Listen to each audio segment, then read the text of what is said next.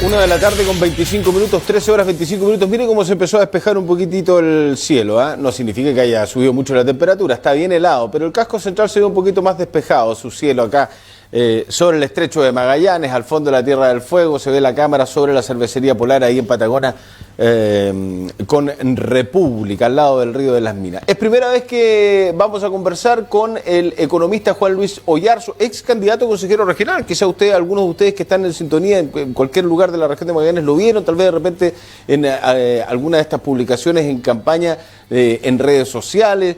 Y no habíamos conversado con él, el economista Juan Luis Oyarzo, a quien le damos la bienvenida. Le vamos a preguntar si es militante o no es militante, tantas cosas que hablar. ¿Cómo estás, Juan Luis? Bienvenido, gracias, Hola. un abrazo. Hola, Mauricio, para mí un gusto, pues. Sí, pues coordinamos, tú también estuviste ahí de candidato, también Pero, por cierto, pues, en algún momento también te seguí y todo eso. Sí, Fue una pues. interesante campaña, tratamos de hacer y seguimos educando, así que me pueden seguir en TikTok, en Instagram, en cualquier lugar. Muy bien. Hago cápsulas de cierta manera Sí. cada semana. Y muy contando interesante. un poquito todo este aspecto relacionado con la economía, así que encantado de estar contigo conversando. Y muy interesante, Juan Luis. A ver, ¿cuáles son tus sensaciones respecto al ámbito económico? ¿En qué estamos? Porque, a ver, tú planteabas también a principio de año respecto de lo que se podía venir, el tema de la inflación, tú lo abocabas directamente también a una cuestión por parte de los retiros, pero claro, la inflación no solamente le está pegando a Chile, la inflación le está pegando a casi todo el mundo, por decirlo de alguna manera. ¿Cuáles son las razones de esta inflación y si hay algunas diferencias claras o no, o la inflación es una para todos, o depende del territorio, depende del país, qué tipo de inflación o los niveles de inflación que pueda tener en este momento complejo económico que vive el mundo, básicamente, Juan Luis? Claro. Bueno, en gran medida hay que ser bastante responsable con esto. Básicamente el concepto de la inflación es el tema del incremento sostenido de los precios. O sea, yo siempre indico, si sube el precio una sola vez, ahí no estamos hablando de inflación, sino que es la tendencia al alza de los precios como lo que está ocurriendo entonces hoy en día. En gran medida hay que ver que más allá de los colores políticos, Mauricio, aquí hay una responsabilidad por parte de determinados actores políticos en los cuales en algún momento denostaron el concepto de lo que significaba un retiro. Ajá. En realidad ya hay estudios, ya no es un elemento que en realidad nosotros no sabamos. Uh-huh. Básicamente muestra que alrededor del 50% de la inflación que hoy en día vive Chile se encuentra relacionado con el flujo indiscriminado de circulación de dinero en la economía. Ya. De tal manera que nosotros no deberíamos estar en una inflación de un 11, sino que tal vez podríamos tener, al igual que otros vecinos, una inflación con suerte del 6, 6,5%, producto de todo este acontecer mundial que existe básicamente de forma externa. Ya, o de sea, que, para un paralelo, básicamente Dale. deberíamos tener la inflación que tenemos, según lo que tú me dices, respecto de algunos vecinos, 6, 7%, pero nosotros estamos llegando al 11% producto, además de que a este escenario inflacionario mundial en el orbe, le tenemos que sumar los 3 retiros, por decirlo. Por supuesto. Okay. Y también el IFE indiscriminado en algún determinado. Y te recuerdo todavía que todavía existe un elemento político porque yo respeto mucho a Mario Marcel en un determinado aspecto. Yo creo que está haciendo las cosas de forma correcta, ¿no? En el gobierno de Gabriel Boric. Pero sin embargo, claro, todavía existen ciertos actores políticos. Te recuerdo que todavía quedan alrededor de 7 propuestas de retiros Sí. que andan circulando en el Parlamento. Sí. De algunos actores que aún todavía no entienden que básicamente eso podría generar es pegarte un balazo en los pies, porque a corto plazo, mediano plazo en particular, tú empiezas a ver los efectos de un uso indiscriminado por respecto al dinero. O sea, eso está comprobado más allá de los colores políticos. En realidad no necesitas una bola de cristal, no necesitas ningún elemento, pero cuando empieza a surgir la entrega indiscriminada de dinero, como sucedió en un determinado momento, que aquí no estamos criticando de quién es propiedad el dinero de la AFP, no, Sí. sino que básicamente estamos mencionando el uso y la circulación de dinero. Nosotros nos encontramos efectivamente con un incremento sostenido en el aspecto de los precios, ¿ah? De tal manera que aquí hay una responsabilidad política en un determinado momento que fíjate que yo siento que el gobierno actual tal vez te podría decir a sorpresa mía. ¿Ha sido más responsable que la anterior administración, muy dices tú? Muy responsable, y eso involucra efectivamente de que tanto en su reforma tributaria también, como los elementos que ha planteado, como el acuerdo del incremento también del salario mínimo, ha sido súper cauto. Y eso básicamente muestra la mano también de un gran economista como Mario Marcel, que hoy en día es el ministro de Hacienda, Mauricio. Ya, o sea, responsabilizamos entonces al ministro de Hacienda en particular respecto de estas decisiones. Ahora, claro, tiene que tener la venia seguramente del jefe de gabinete, del presidente y todo lo demás, pero se le ha dado manga ancha en la toma de decisiones a Marcel y él ha conducido el timón con seguramente su sapiencia, a propósito del respeto que tú también tienes respecto en algunos ámbitos, no sé si en todos los ámbitos, pero respecto de Marcel, según tu punto de vista, lo que tú has dicho, lo ha hecho bien hasta el momento. Lo ha hecho bien, ¿eh? Hay que recordar que, bueno, un punto interesante también, ¿eh? Mario Marcel es un hombre concertacionista.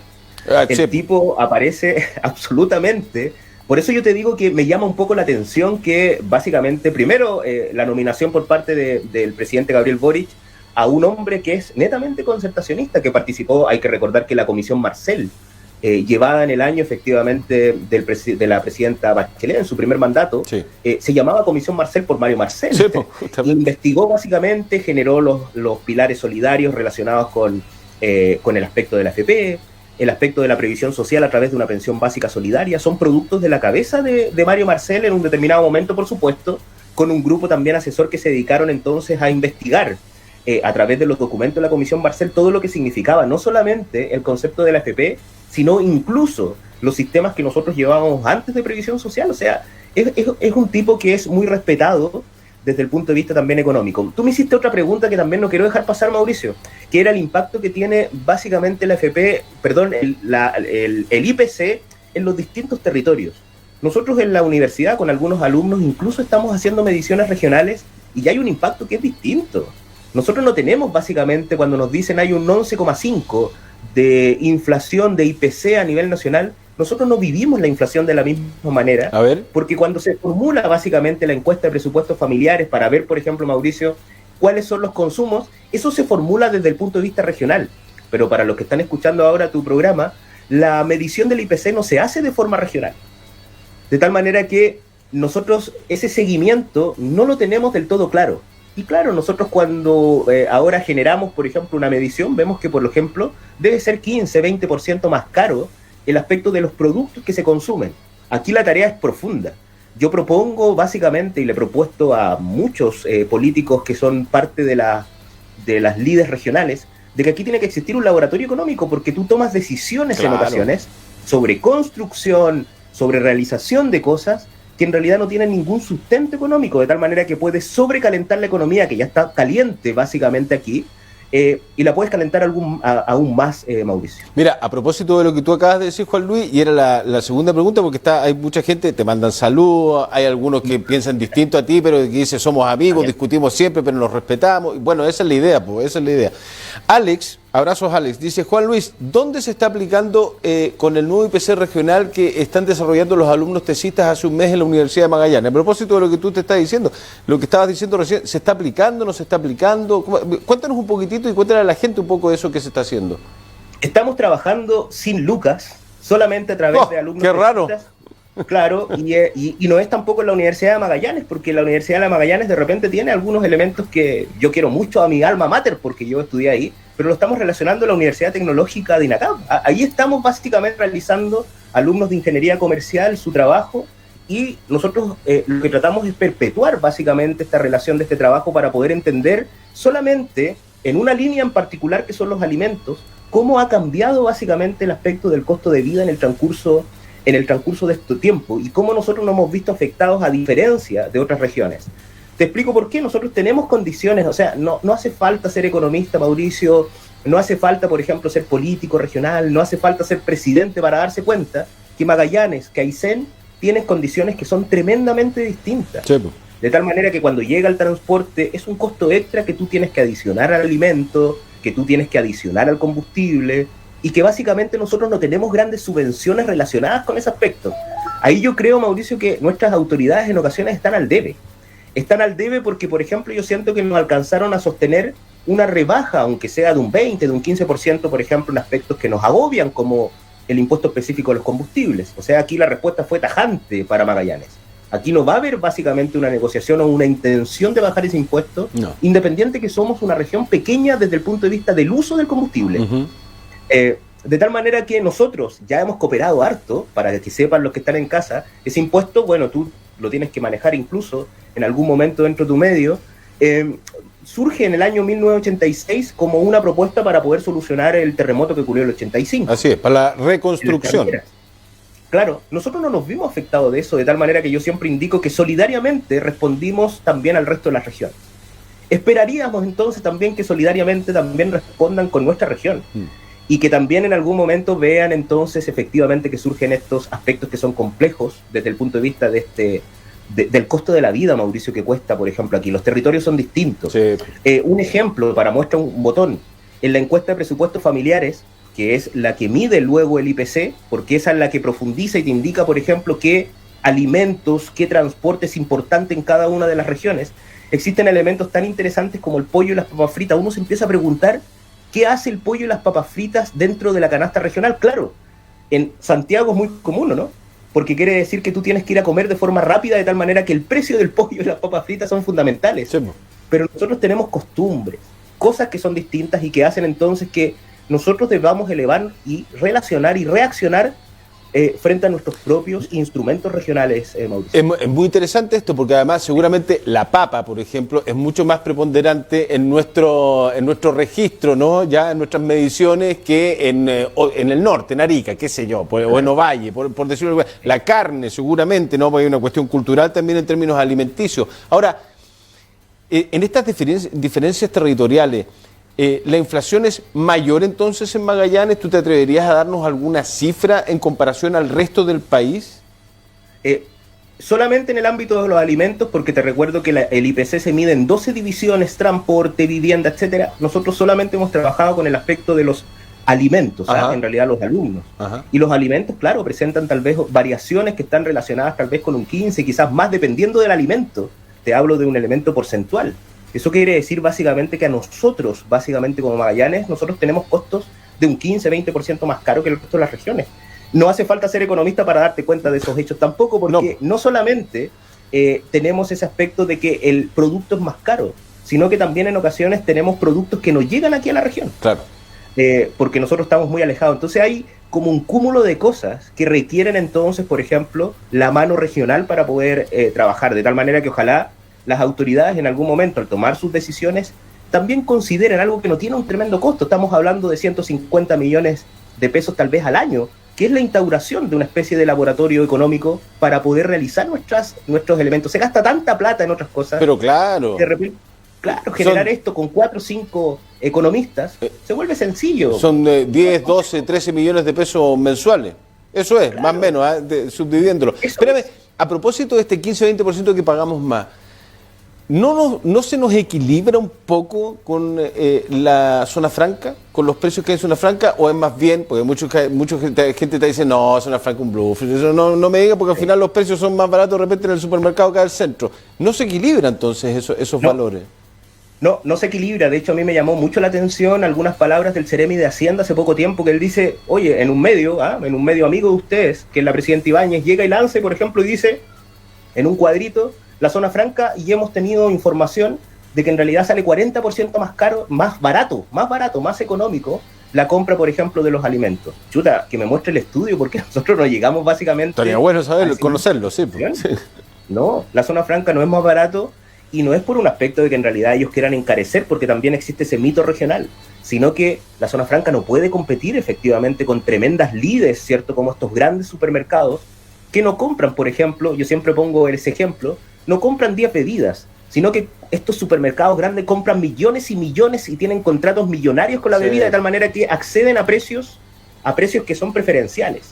En cambio, el empresario regional en la zona franca de repente compra 100 bebidas, por cierto, para poder suministrar. Es un ejemplo al azar. Sí. De tal manera que tampoco disfruta de esos precios regionales y de esos precios preferenciales. De tal manera que las economías de escala que se conocen en la economía son fundamentales para poder fortalecer tu precio. Perfecto.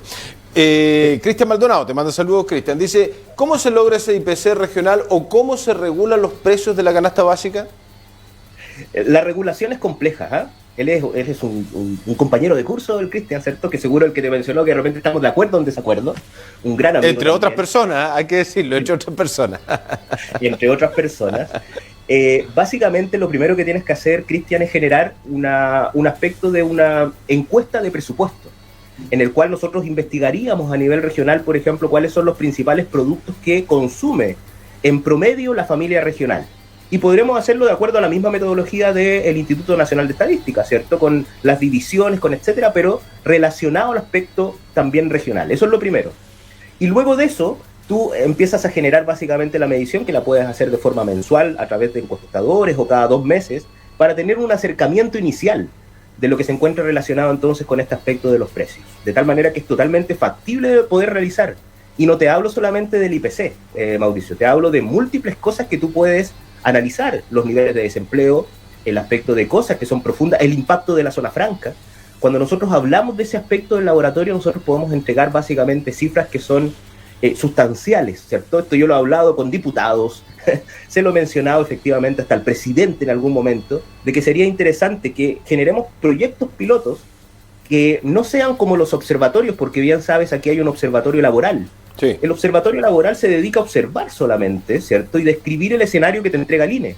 No, esa no es la idea. El laboratorio es donde nosotros podemos hacer nuestros incrementos regionales.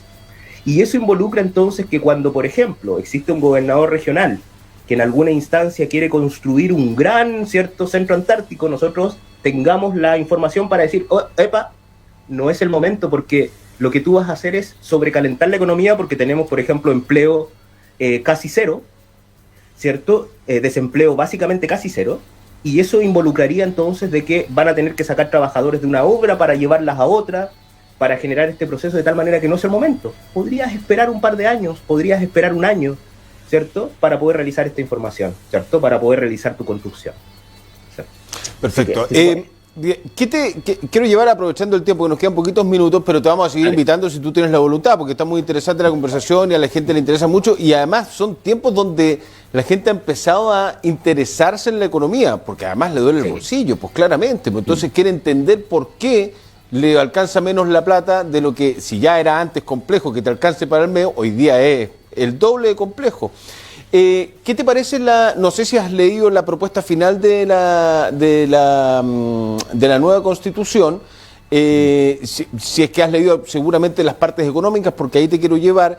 ¿Qué te parece económicamente, desde tu punto de vista económico, la propuesta final de la nueva Constitución para el país?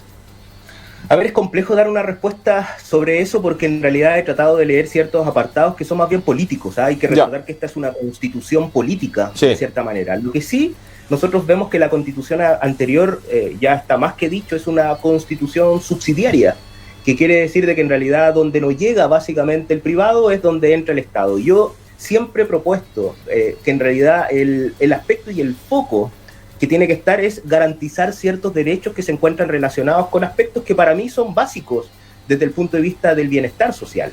Las previsiones, ¿cierto? El aspecto de las jubilaciones, el aspecto de la salud, el aspecto también de la educación, para mí son bienes que son, de hecho ni siquiera le llamo bienes, sino que son derechos que son básicamente innegables por parte de la población, porque aparte te permite generar un mayor bienestar y un mayor crecimiento como economía.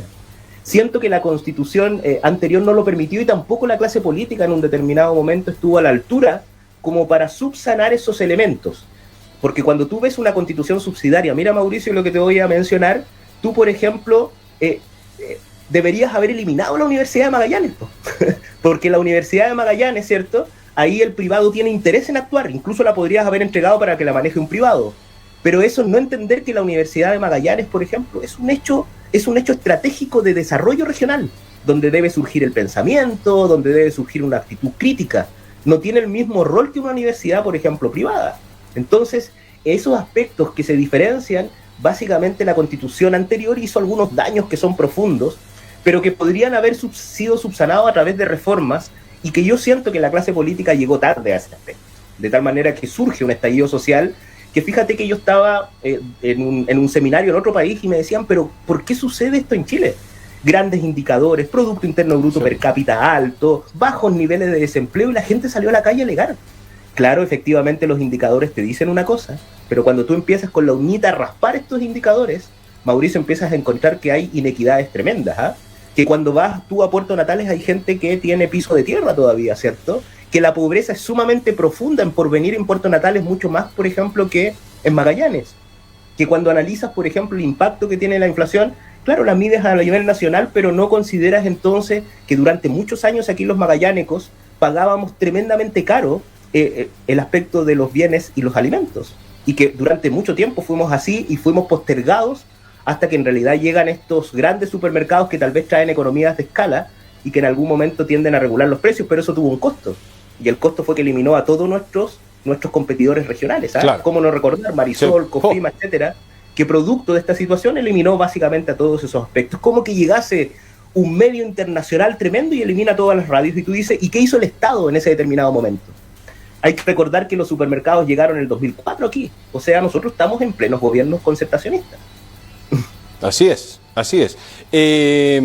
Pero te acomoda, tienes que leerla más, todavía no tienes una decisión clara. Tú eres militante de C, Juan Luis, ¿no? Pero no, te lo pregunto para entender si estás esperando la gran reunión que es mañana, ¿no? La DC se junta mañana a definir si como partido va por el apruebo o por el rechazo, o si estamos a puertas también de la separación definitiva de la democracia cristiana otra vez en la historia política de este país, ¿no? Porque hay visiones que son súper extremas. ¿Estás esperando aquello o tienes una decisión tomada? Yo estoy esperando aquello, básicamente la decisión también la tengo no tomada, tengo que leer más elementos de los textos, ¿cierto? Del texto final, porque me llegó hace poquito y es bastante grosso el aspecto del texto, así que tengo que adentrarme un poquito más en esas cosas.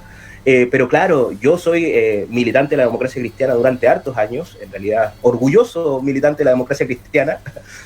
Y básicamente yo en realidad soy un militante también disciplinado, de tal manera que estoy esperando también cuáles son los elementos que van surgiendo dentro de estas reuniones que van a surgir, pero no podemos negar lo innegable, ¿eh? Hay una separación y un quiebre tremendo en la democracia cristiana, que yo no me he manifestado del todo, pero yo voy viendo básicamente que nosotros tenemos un quiebre tremendo al interior de la democracia cristiana frente a esta próxima elección del 4 de septiembre. ¿Crees en la libertad de acción que han postulado algunos expresidentes de C? Yo creo que hay una libertad de acción. ¿Quién te va a obligar, por ejemplo, a lo que tengas que votar más allá? Además, el voto es secreto, nadie va a saber.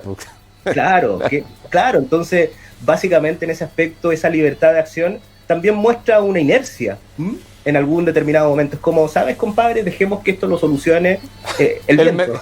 El mercado. Claro, el mercado.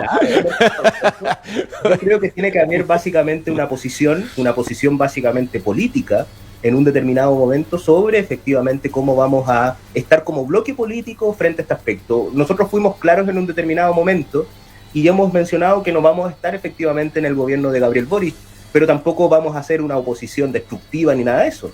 Eso se tomó básicamente en un acuerdo, en una junta, y muchos que somos efectivamente militantes de la democracia cristiana hemos estado apoyando al gobierno. Hemos generado, por ejemplo, propuestas. O sea, el concepto del laboratorio regional es una propuesta. Por cierto. Que más allá del color político.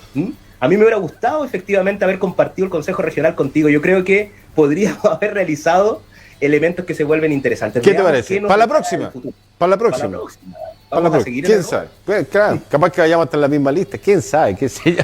Falta tanta agua bajo el puente. Ya, oye, me tengo que ir al corte, pero... Dale. ¿Va a cambiar un poco la mano económicamente o de aquí a fin de año crees tú vamos a estar igual que ahora o peor? ¿Qué sé yo?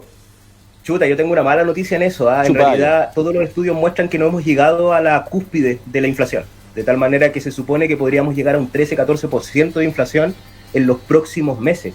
Y se menciona que esa podría ser la cúspide. Lo que pasa que la tasa de política monetaria que ha impuesto el Banco Central, que es un 9%, imagínate que en enero del 2021 era un 0,5%. Sí, po. Hoy día es un 9,5%. Efectivamente, en realidad no ha dado el resultado. De tal manera que tratamos de bajar la inflación y no lo podemos realizar a través de la tasa política monetaria que nos está dando el efecto. De tal manera que lo que estamos viendo, que si bien se están realizando las buenas medidas económicas por parte del gobierno del presidente, va a costar efectivamente esto. Y por una irresponsabilidad política, yo lo vuelvo a mencionar, el mismo ministro de Hacienda fue el que se opuso tajantemente a los retiros de fondos. Yo también, si ves algunos videos, también yo me opongo, a pesar de que saqué todo. Yo estoy súper transparente en eso.